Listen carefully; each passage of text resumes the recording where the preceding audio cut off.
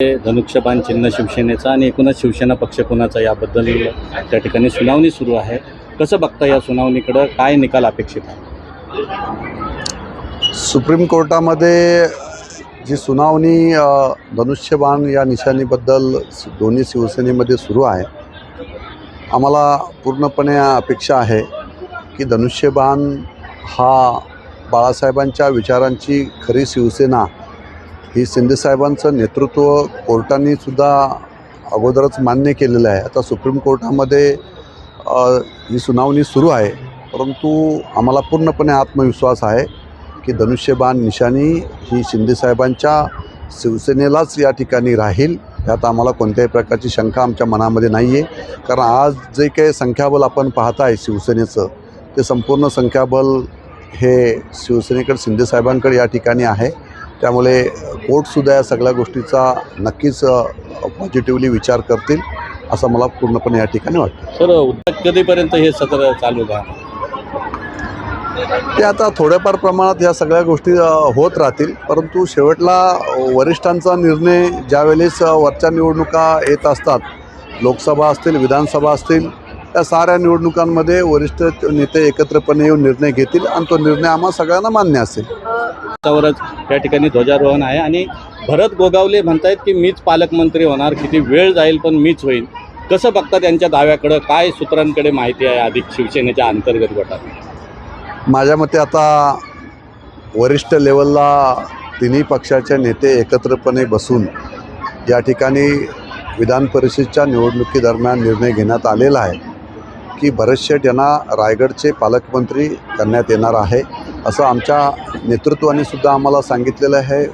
मुख्यमंत्री फडणवीस साहेबांनी सुद्धा सांगितलेलं आहे आणि तटकरे साहेबांनी सुद्धा त्या गोष्टीला दुजोरा दिलेला आहे. त्यामुळे माझ्या मते या 2 दिवसामध्येच रायगडचे पालकमंत्री म्हणून भरत शेठ गोगावले यांची या ठिकाणी निवड केली जाईल आणि ही निवड तिन्ही पक्षांच्या नेतृत्वांकडून एका मताने त्या ठिकाणी होणार आहे, हे विशेष आहे. त्यामुळे आता काय मतभेद त्या ठिकाणी राहिलेले नाही आहेत. तिन्ही पक्ष एकत्र एका विचाराने आज रायगडमध्ये काम करत, जसं राज्यामध्ये काम सुरू आहे तसं रायगड जिल्ह्यामध्ये जिल्हा परिषद असेल, ज्या ज्या निवडणुका आता यापुढे होतील, या साऱ्या निवडणुकामध्ये भारतीय जनता पार्टी, शिवसेना, राष्ट्रवादी, RPI असे सारेजण एकत्रपणे येऊन या ठिकाणी काम करतील. जिल्ह्यात महायुती नक्कीच कपिल सिब्बलांचा आदर तर सगळ्यांना या ठिकाणी आहे. ते त्यांच्या पद्धतीने ते त्या ठिकाणी लढत आहेत किंवा ते त्यांच्या पद्धतीने कायदेशीर मुद्दे त्या ठिकाणी कपिल सिब्बल मांडत आहेत. परंतु ज्या पद्धतीचा हा लढा गेली 4 वर्ष सुरू आहे, त्याच्यामध्ये आपण सगळ्यांनीच पाहिलं की संपूर्ण शिवसेना ही बाळासाहेबांच्या विचाराची असणारी संघटना आहे आणि या संघटनेमध्ये लोकप्रतिनिधी म्हणून सर्वांनी एका मताने त्या ठिकाणी निर्णय घेण्यात आलेला आहे. त्यामुळे सगळेच लोक शिंदेसाहेबांच्या बरोबर त्यावेळेस आलेले होते. त्यामुळे आजही लोकप्रतिनिधी म्हणून सगळेच लोक साहेबांबरोबर त्या ठिकाणी ठामपणे उभे आहेत.